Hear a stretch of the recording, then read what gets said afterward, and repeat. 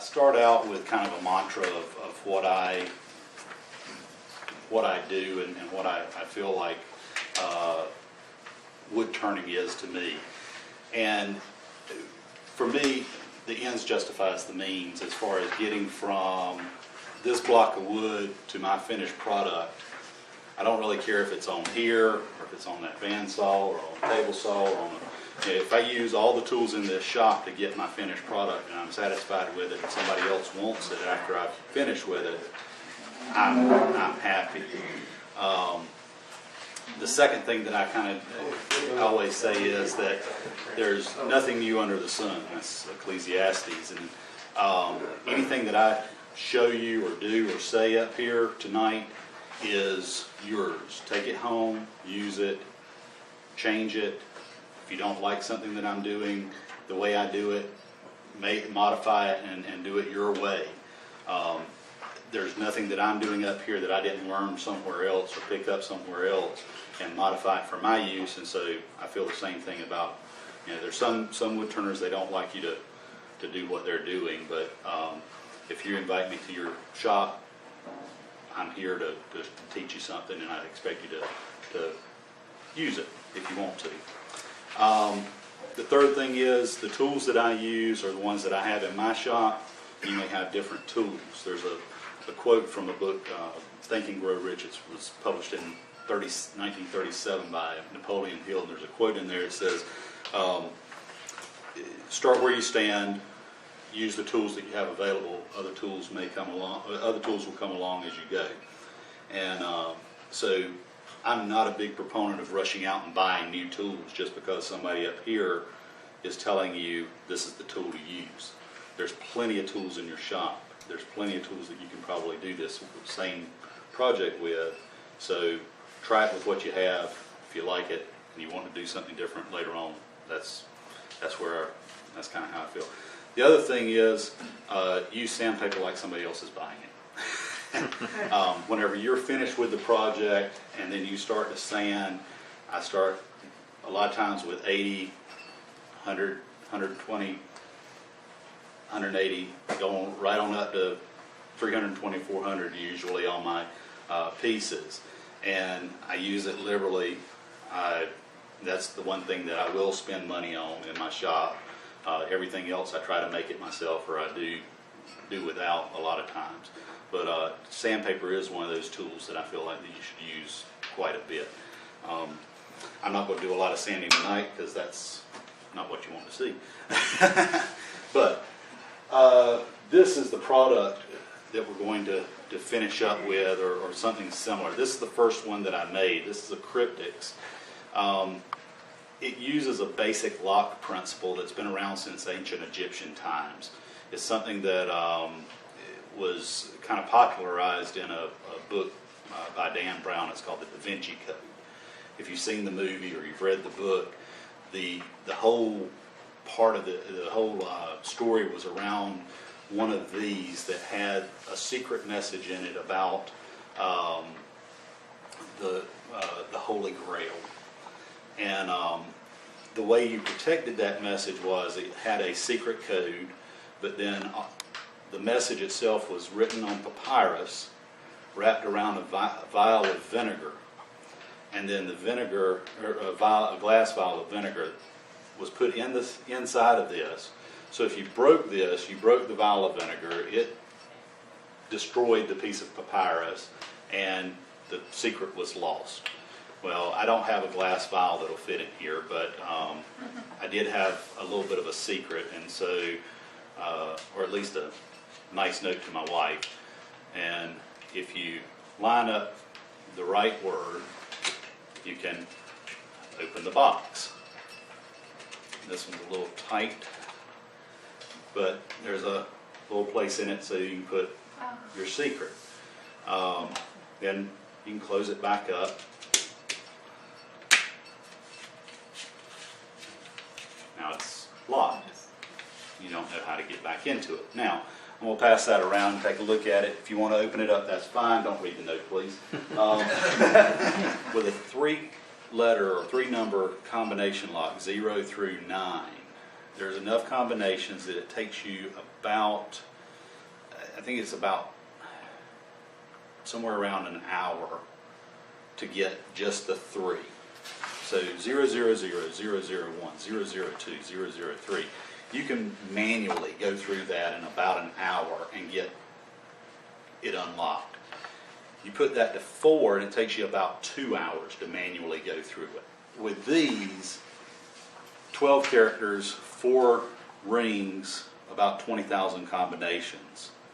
It's 12 to the n is how you calculate how many different combinations. So if you have 5 rings, it's 12 to the 5th. If you have 6 rings, it's 12 to the 6th. Keep on going and it gets harder and harder and harder. It takes forever. There again, you can take a hammer to it and get into it pretty easy, but hopefully nobody wants to do that. Break the vinegar. That's right, you'll break the vinegar. Find you a glass vial with vinegar that you can wrap around the papyrus around, then your secret's safe forever. So what we start out with is just a block of wood. This one is, I believe we said 2.5 by 2.5, somewhere thereabout. It doesn't really matter. I've made these as small as about the size of a $50 in diameter, all the way on up to a good 3.5 inches in diameter. You can make them as long as you want. The thing to think about is, and this paperwork, it kind of gives you a few measurements, but it doesn't give you all of them because it depends on your block of wood. The diameter I'm looking for on the outside is somewhere around 2.5 inches. We may have to change our, I'm going to just round this out.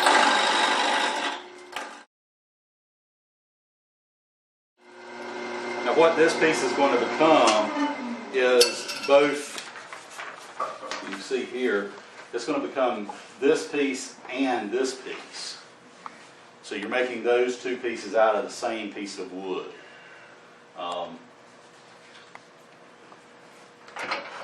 Move the tool rest closer and make sure it's not going to hit.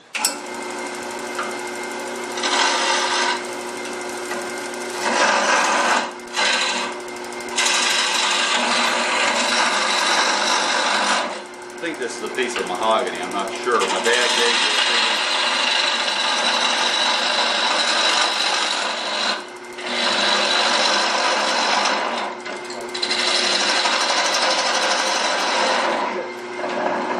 Might be Spanish cedar, I don't know.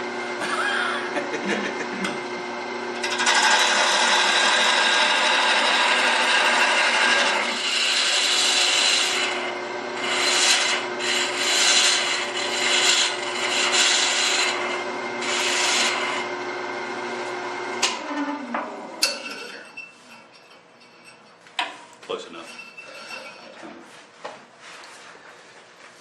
Okay, from that I want to basically get my ends square, so I'm going to use my prison shiv.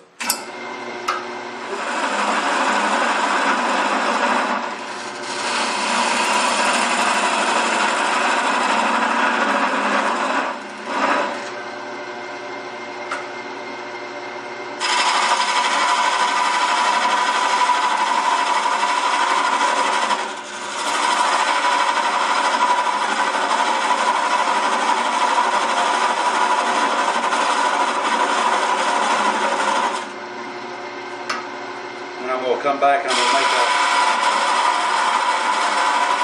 a tenon on both ends.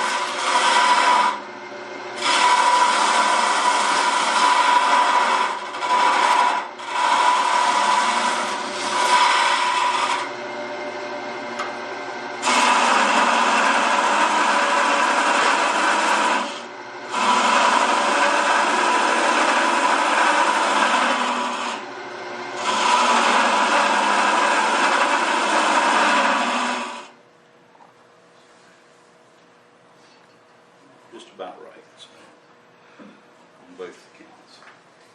So should be okay there.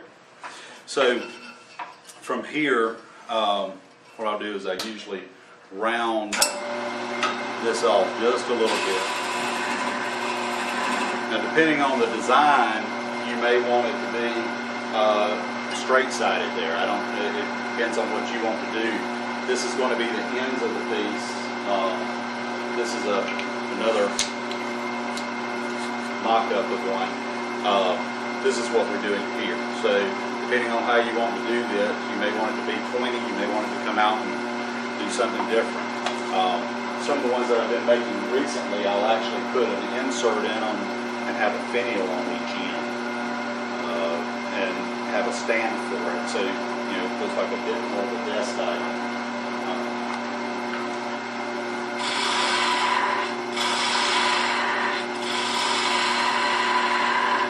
I'm just doing a little rolling cut there.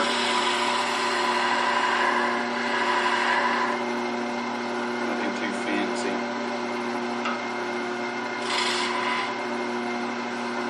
So this is one of those neat tools that I really like. There again, you can do it with a regular ruler just as well, but it's a center finding rule. It has the 0 at the middle and then 1, 2, 3 out from there, and it also has a standard rule at the bottom.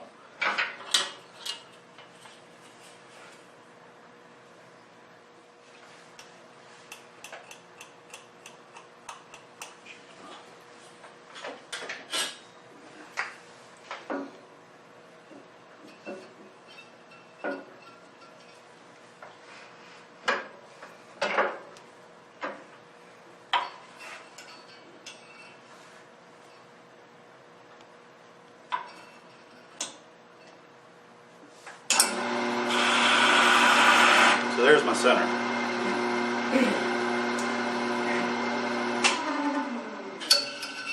So from center, we go out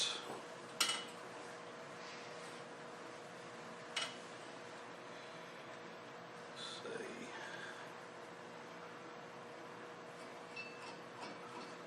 4 inches that way, 4 inches that way, and these are not precise measurements. It depends on how many rings you're going to put around it, and you can always adjust this later on because you've still got the tenons down here. You can always cut a little bit off from the center, but I always like to put enough material in it to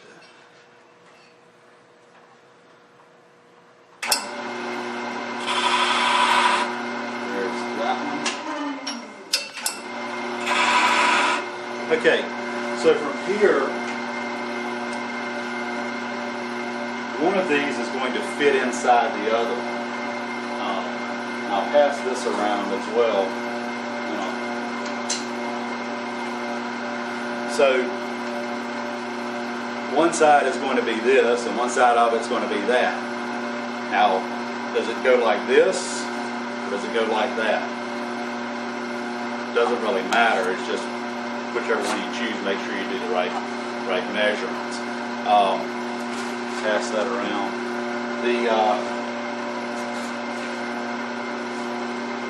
One thing that I do need to do before we start this is I need to make sure that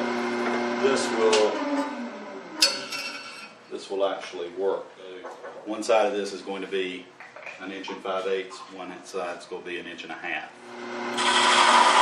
Cutting the inside edge of that.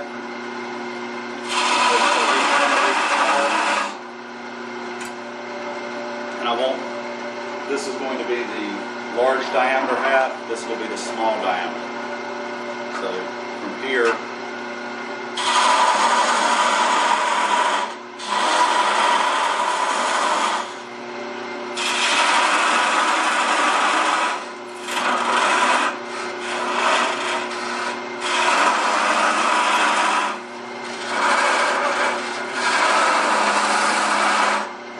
now I can go back between those and take material out.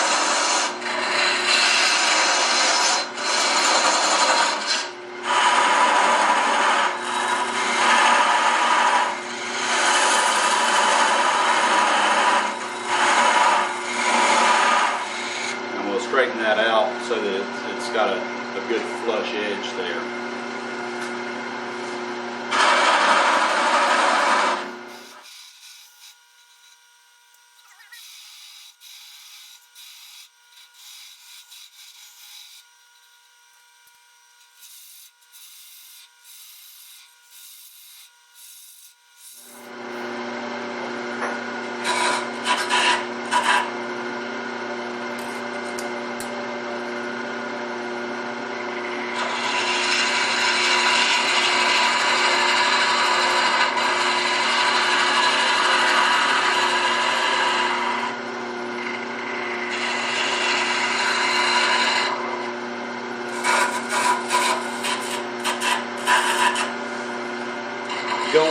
this part of it to be tight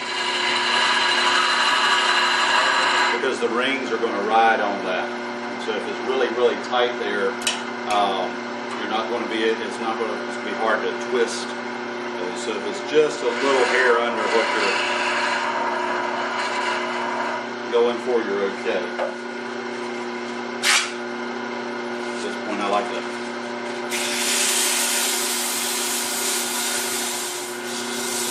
use that sandpaper I was talking about.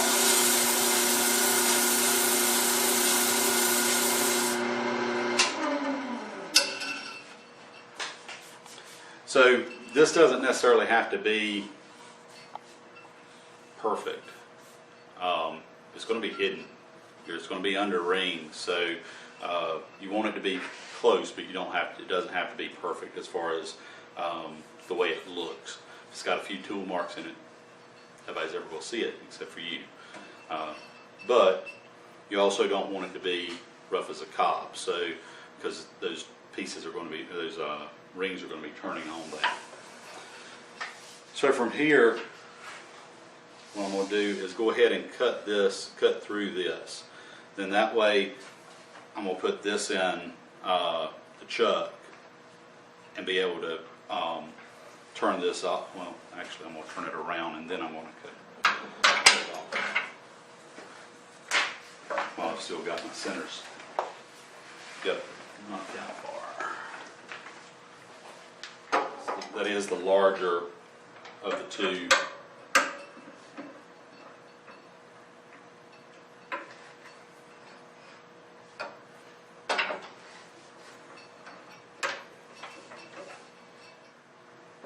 Now we want to look at, that's this size. That's 1 5/8 inches on the outside diameter. This is 1.5 inches. So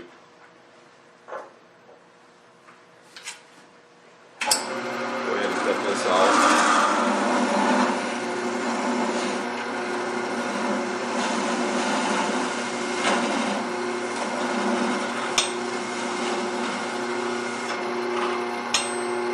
Okay. Now,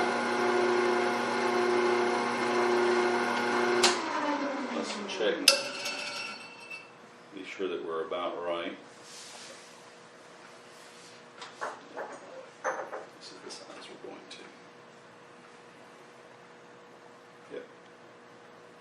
So then on the inside, I'm going to go a little bit smaller than that. It's 1.5 inches. What's your outside diameter now, Ray? The outside diameter to this is 1 5/8 inches. Okay. So I'm going to go to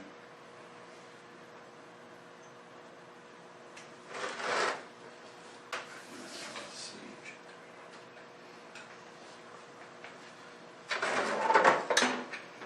Had to go and get a new set of 1 3/8 inches. This wall needs to be very thin. We're actually going to cut so 1 3/8 inches, 1 5/8 inches hole, or 1 3/8 inches hole and 1 5/8 inches cylinder. So this wall is going to be very thin because we're going to cut a groove in this where the pins will ride through. There's not going to be a lot of pressure on this piece, so your walls can be extremely thin here. This one, you can be kind of thick because you want it to protect whatever's inside of it. So 1 3/8 inches on the outside diameter of this piece.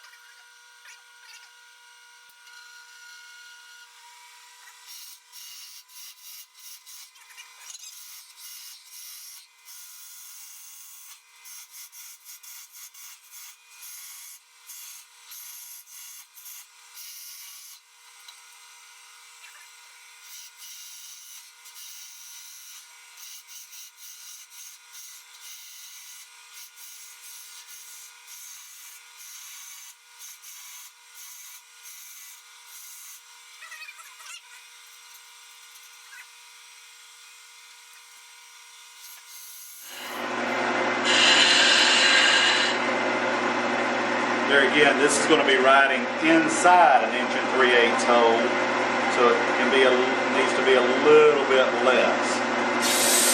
You don't want it to be really sloppy, but you don't want it to be so tight you can't get it in there whenever it gets warm either.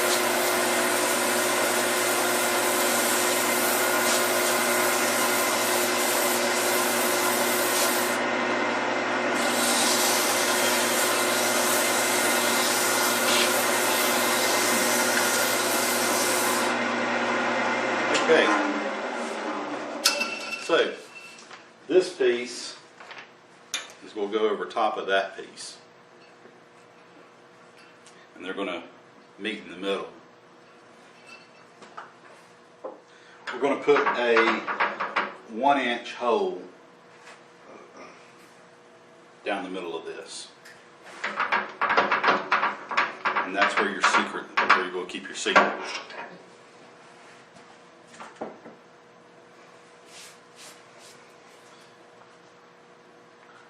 My plan is, I've got a, my nephew is a Boy Scout, and I was a Boy Scout, I'm an Eagle Scout, and Boy Scouts, we like to build these Scout staffs. I don't know if they actually still do that anymore. I asked him about it, and he said, well, I don't have a Scout staff.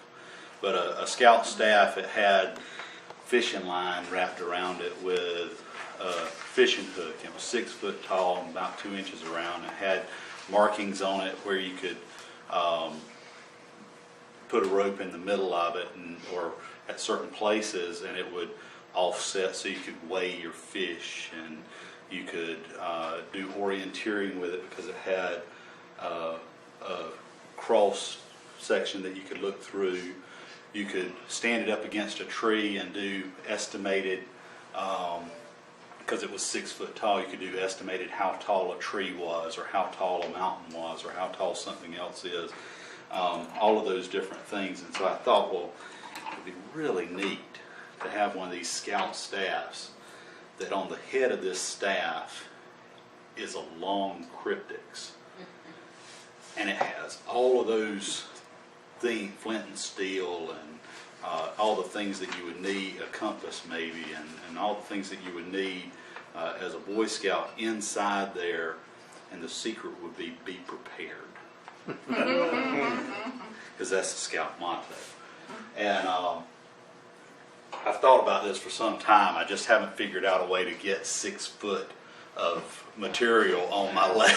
You know, I've got a Jet 1642, and so it's as long as this is. Just do a cannon on in the middle. Yeah, you could, but I'm just I don't know, to get it, to make sure that it's straight and stays straight will be kind of hard to do, I think. But I'm gonna try it anyway. I'm gonna figure out a way to get it all together. But I thought it would be kind of neat to do that.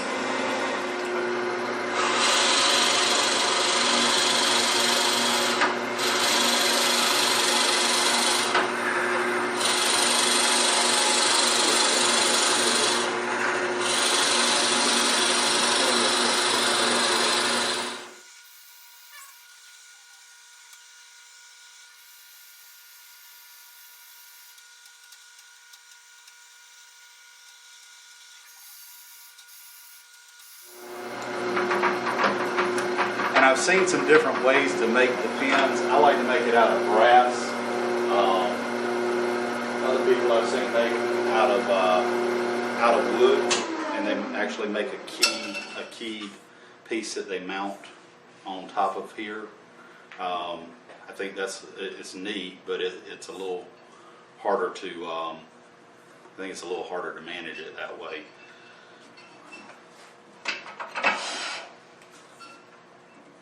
A lot more joinery than I want to deal with.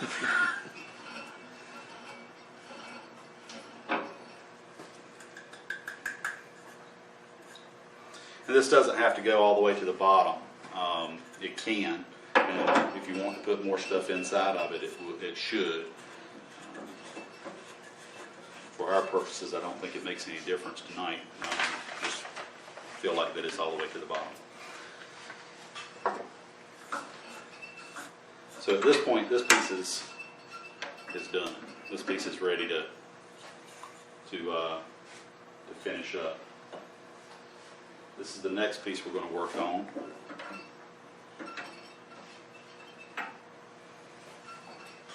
And center again.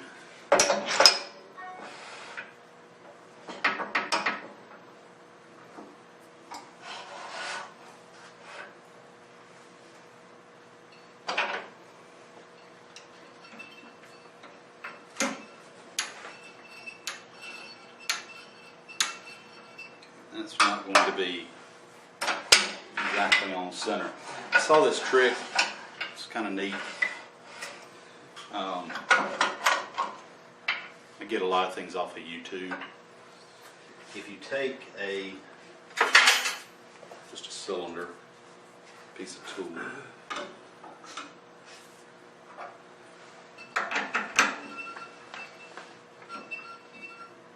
if you loosen it up just enough so that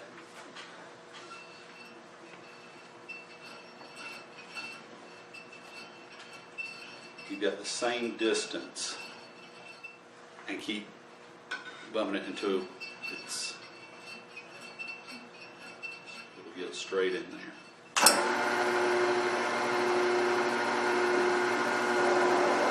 See how that's straightened out?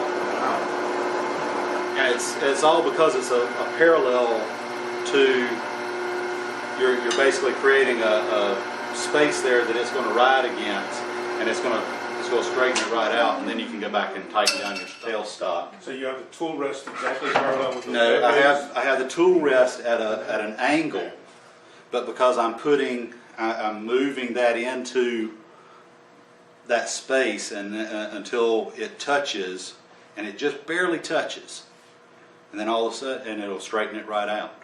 It's the darndest thing I've ever seen. Whenever I saw it, I was like, how in the world did he, why haven't I ever heard that before? Now this is going to be this size.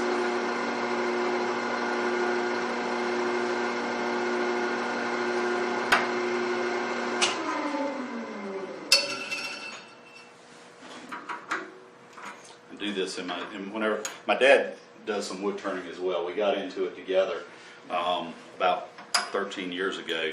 A friend of his did some turning, and went over to his house one afternoon, and he said, well, come on out here to the back and let me show you what we're doing.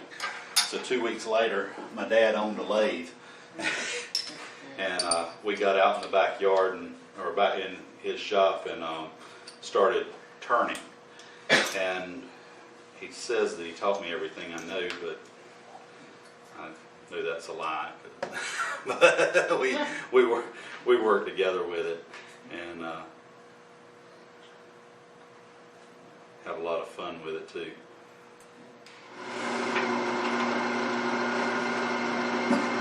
That's how I used to do my peppermill. What's that? Your I used to do a peppermills? peppermill. I've yet to do one of those. I need to.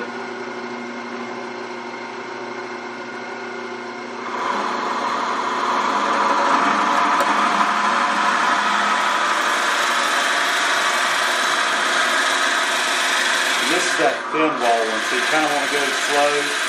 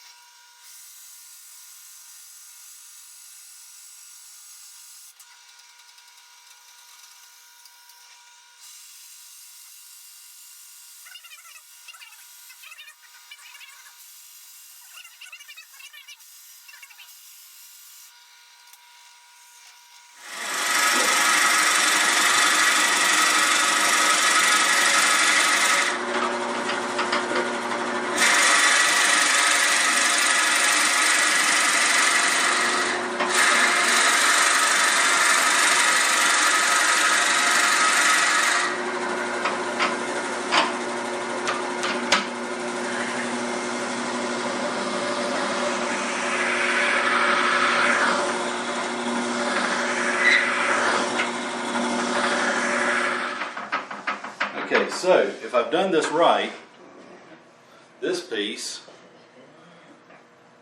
will fit right inside there. Yay.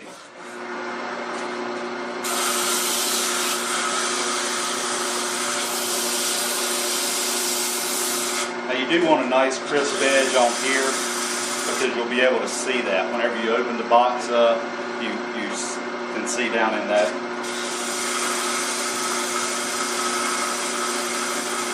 So the next step is on this piece, we're going to draw a line. And I'm going to just pull the tailstock up there and just lock this in so it doesn't move, and I'm going to score a line on there. Now that's the line that we're going to cut a notch there for the pins to ride in. That's where they're going to go all the way from here to inside. It's a burr tool, but it's kind of a flat disc, and it's got these little carbide bits on the top of them. Do you know how to clean them? With a torch?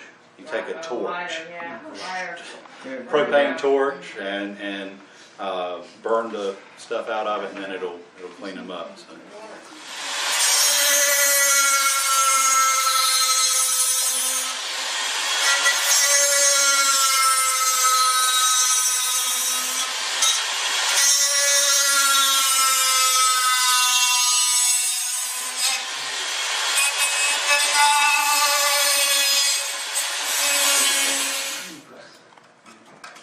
Try to make it so those pins ride in it very smoothly.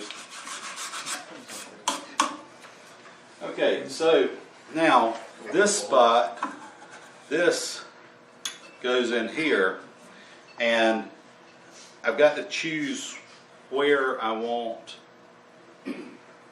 to make my mark on the on these pieces to line the word up with. So if you'll see, got kind of a dark mark right here, and then of course, so I'll go ahead and make a mark with my my pointing tool. I think that's something with my punch, and that way I know where everything's going to line up.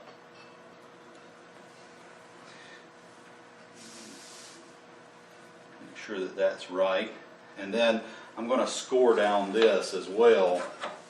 I need that scoring tool that you made the.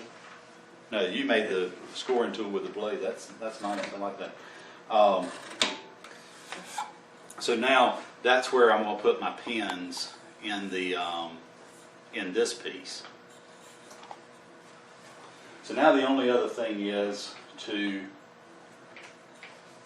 make the rings that go on the outside of this. A couple of different ideas.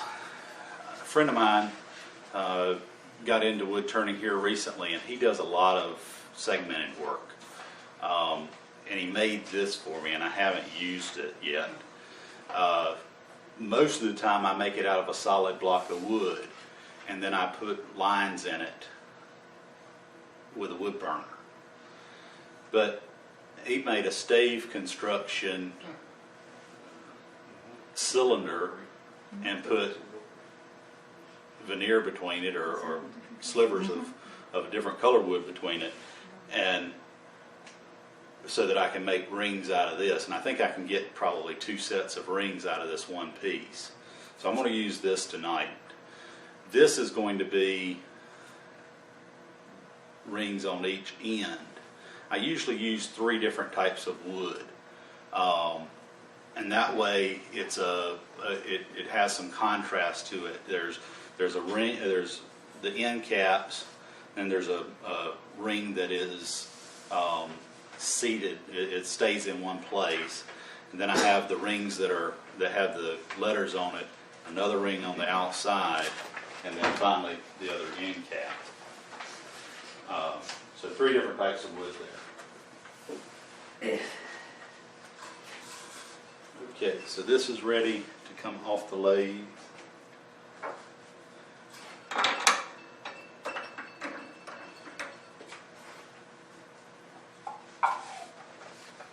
If you want to pass that around so everybody can kind of see what that's about.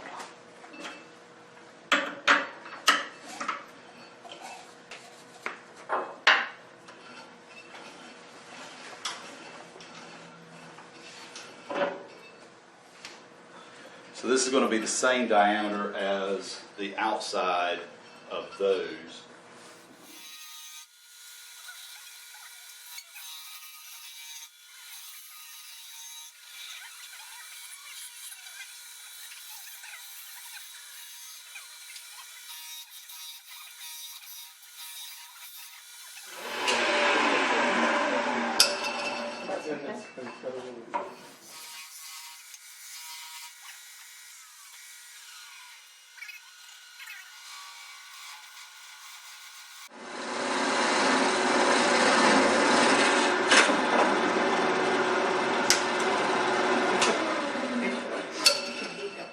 There you go.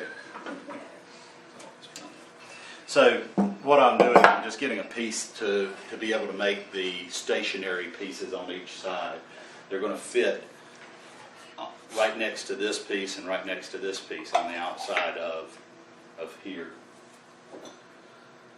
So let's make sure that I've got the right diameter. Yep, close enough. And now what was the diameter of the inside diameter, or the outside diameter of 1 this? 5/8. 1 5/8. So that's this.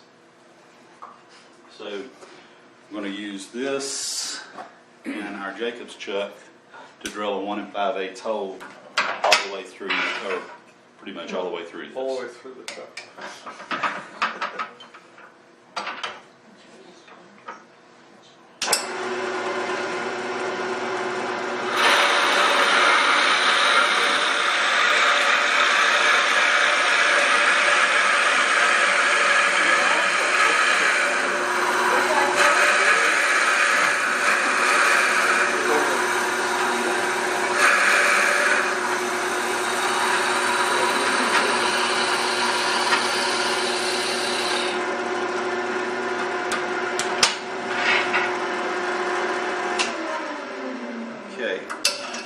So this will fit right inside there. It doesn't really matter how wide these are, as long as you've got enough material to fill the gap between them, and you want them to be the same so that you got some symmetry to it. So what we have to think about now is how much material do we need to put between here and here to fill that gap? Well, how many rings do you want to put on it? Do you want to put 4? Do you want to put, so 4. So that's 4 inches. If I make each of my, what I'm going to call trim rings out of this, so we're going to make 2 half-inch rings.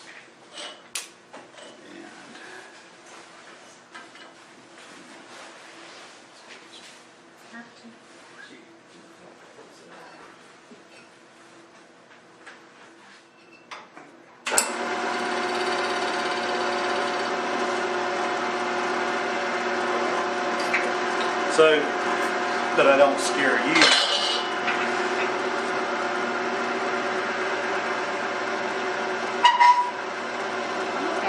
By throwing that off,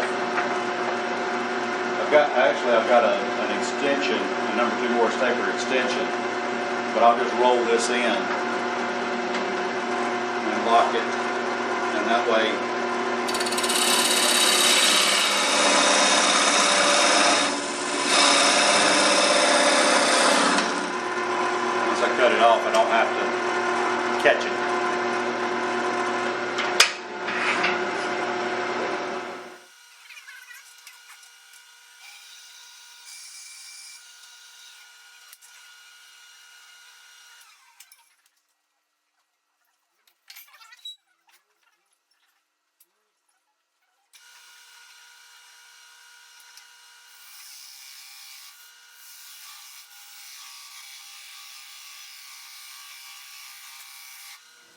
slide on next to this piece once I sand it.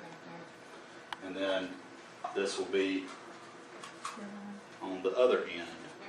Is that just for looks? They're just trim rings. That basically holds it's something that holds the rings that slide in between them. Now I glue these in once I get the other rings on there. I'll glue this one in pretty much now.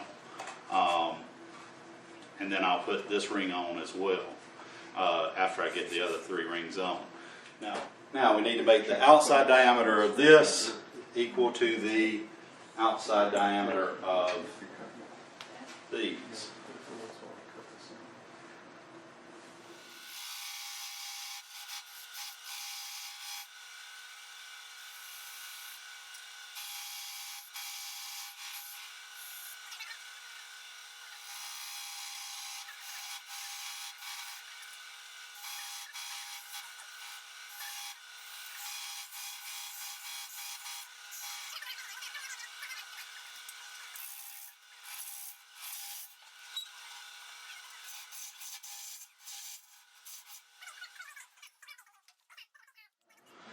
It's a stepped ring inside. So you've got an outside diameter or an inside diameter on one side that's one size, and then an inside diameter on the other side that's a little bit smaller. At one point, wherever your password is on the outside of the ring, you have a little notch. Yep. So the pin slips through only at that one spot. So the pins are long enough so that they catch behind that smaller diameter.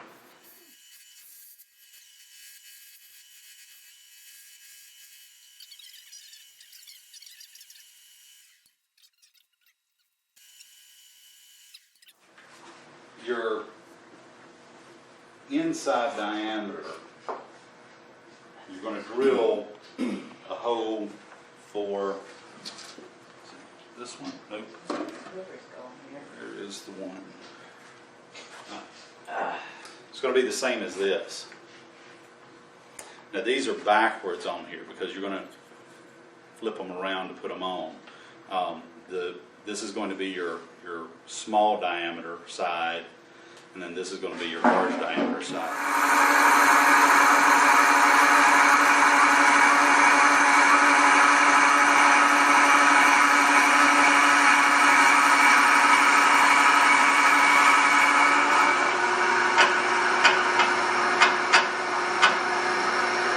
Here's the trick. Here's where this piece is what makes the whole thing kind of fit together.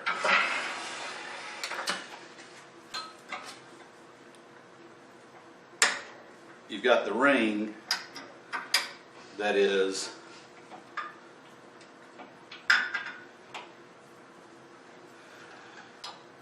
this is your small diameter. Now we've got to cut a recess, and we're going to make this about 3/4 of an inch, right? Yes. Is what we. So 3/4 inch wide.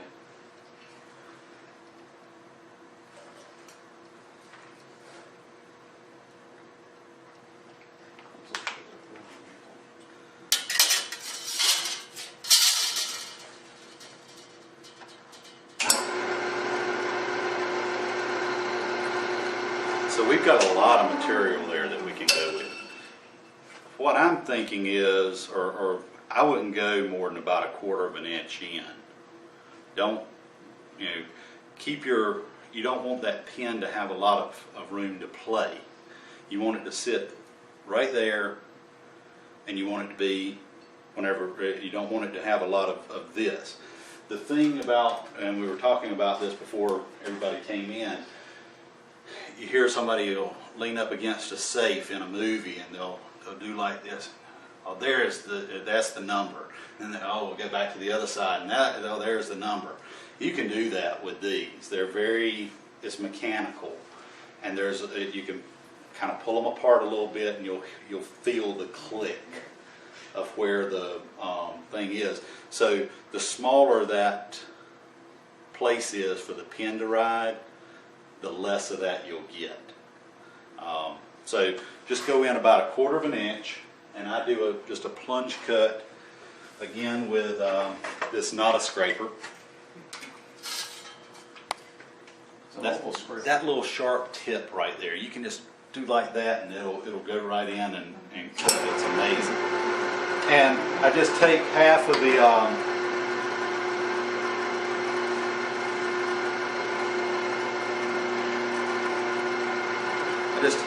the wall away, about 1/4 of an inch in.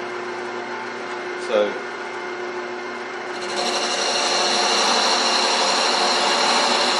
there's about 1/4 of an inch. There's about 1/4 of an inch.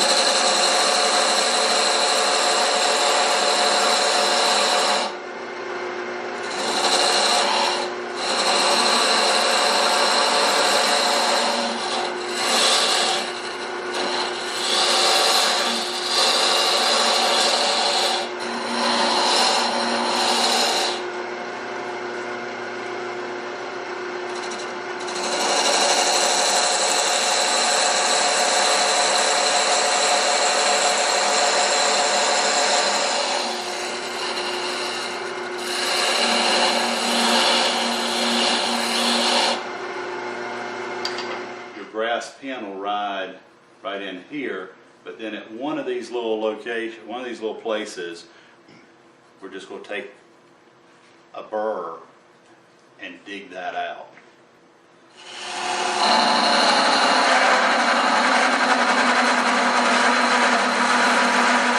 Now you can also put a little bit of a relief on each side of this if you want to.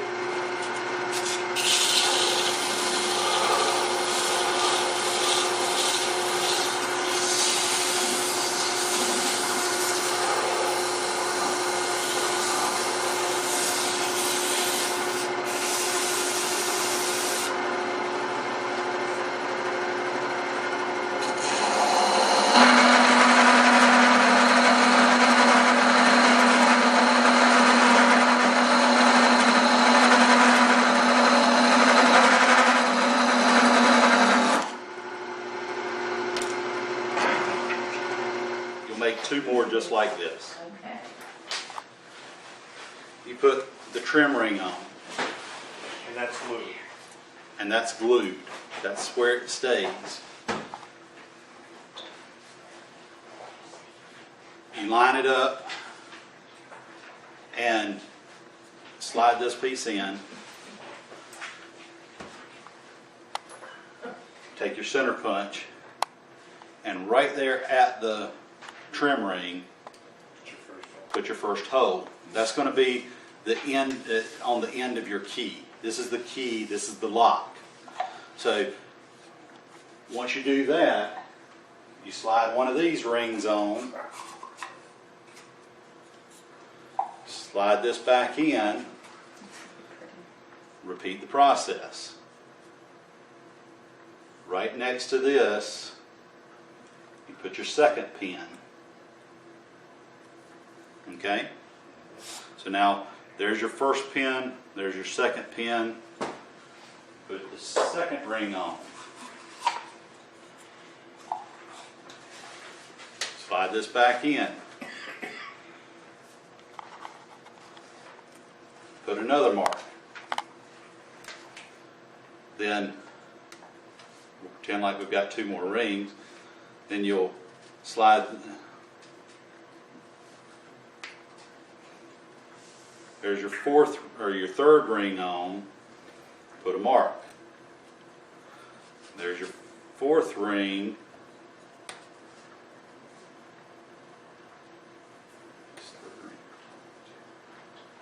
So now you have marks for 4 pins on there. Each one progressively further away from this end. And then you put your other end cap on and glue this in and capture these rings. You're very careful whenever you glue this in that you don't glue this ring as well, because it doesn't. But then once you have your rings on there, these two rings are stationary, and these two rings slide around.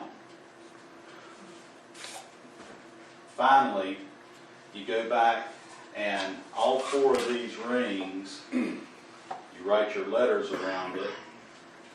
I choose one place on there, and I usually mark it 1, 2, so I know which order the rings go in, 3 and 4, and then I also mark where this is going to line up, so that I'm going to put a notch here, I'm going to put a notch, I'm going to take this out,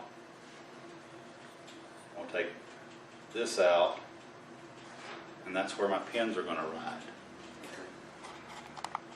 Once you glue it all together, and you have your pins at the right height, you don't glue your pins in until you kind of adjust the height on them, and then you put some thin CA glue in it. I use a brass, you can buy brass rod, it's fairly cheap, and I use a little, where is my brass rod? I might have left the brass rod in the car. But I have a little tool that is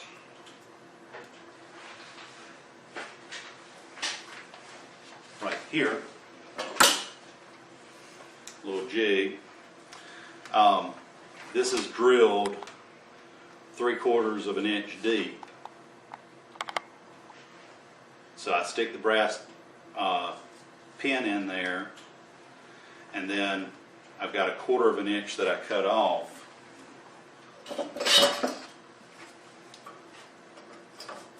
And I can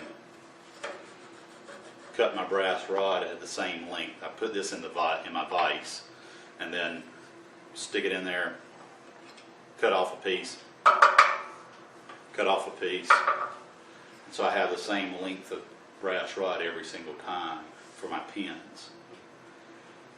Then you'll go back and drill at each one of these holes, put the brass pin in, adjust it to height so that it is just touching,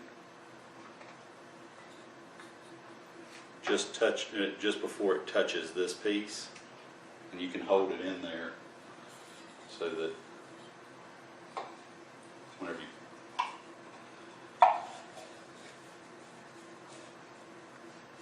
the other thing that you can do is, because you'll carve, once you carve this out, you'll have a reference there, so you can hold it to here and kind of sight it and adjust the height. You can always grind a little bit of your pins off if they're long. A lot of times I'll just put them in there and then I'll grind them off to length so that they're in the right place. Your pins 1/4 of an inch?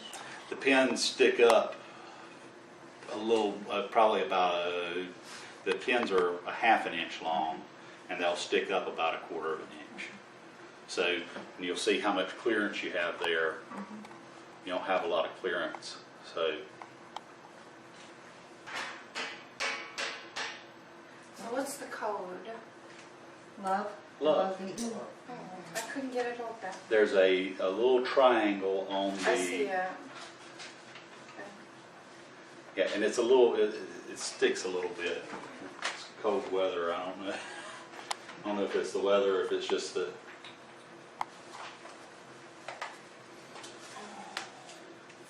$4 to 6 characters, and I sell them for $150. Wow. For how much? What do you do? 4 to 6? For 4 to 6 Rings? rings, and I sell them for $150. Very cool. So How long does it take to make one? Now that you've start to perfected it? finish, it really depends, because sometimes I put finials in it and, On an and all average. kind of stuff. I would say start to finish I can make one in a simple one in 4 hours, 4 or 5 hours. Including burning the letters? No, probably Okay. not. because that's the most aggravating part. Yeah. The most aggravating part is whenever you hand somebody this second sheet. Did we talk about the second sheet? Oh, we didn't talk about the second Make up sheet. your letter code. We gotta talk about the second sheet. So, the most aggravating part, whenever you hand somebody this second sheet on here, and you tell them, do not put the same letter in a column. It says so, right there in the Right. rules. Do not put the You put same in the letter next in a column. Not in that one. You can put, so across the top, the first row, And you all across, use- that's your password. So let's say your password is Wood, W-O-O-D. It's okay to have O beside each other there. But you can't have O in a column, because which O do you choose if that's part of your password? Right. I've made probably 10 of these on as a commission type piece. I've made probably another 10 of them as speculative type pieces. I've yet to have somebody that filled this out after I asked them that I didn't go back and find a letter in the column. So do you let them make up their own password? Make up their own password. And one of the pieces that I made, it was for Father's Day. The password was Daddy. Within there, all of the kids' names, you could spell it out. Oh. You could spell out, I think, the wife's name as well. It had a number of words, love and all kinds of different words in it that were associated with him. And it was a really neat piece. So do they all work? All of those words, do they all work? No, Okay. only Just one one. word Okay. works. Okay. But it's more fun Right. if you use that. If you look at that one there, it's more fun if you can guess a word and say, oh, maybe this is the word. Well, no, it's not.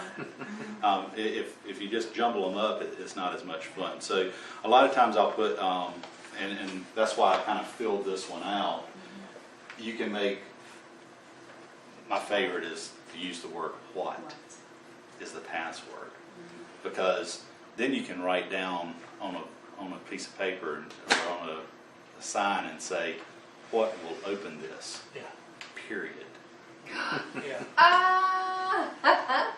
That's cool. And they're like, well, what will open it? Yes. Who's Who's on first? What's on second? I don't know who's on third. What is the password? Yes. Yes. What is the password? Yes, exactly. I've had that exact conversation. It is a lot of fun. And my first one's gonna be what? I gotta do that. That's great. That's awesome. Yeah, and my granddaddy really enjoyed that whole shtick of, and I grew up listening to that, and so whenever I made it, I was like, yeah, this would fit. This would be his. You use where too. Where is the password? Where is the password? That's right. Who is the password? But it would have to be something like Bob or the name. That's fascinating. Yeah, that's cool. Awesome. That's very good. It's a lot to it, but once you're finished with it, it's a great conversation piece.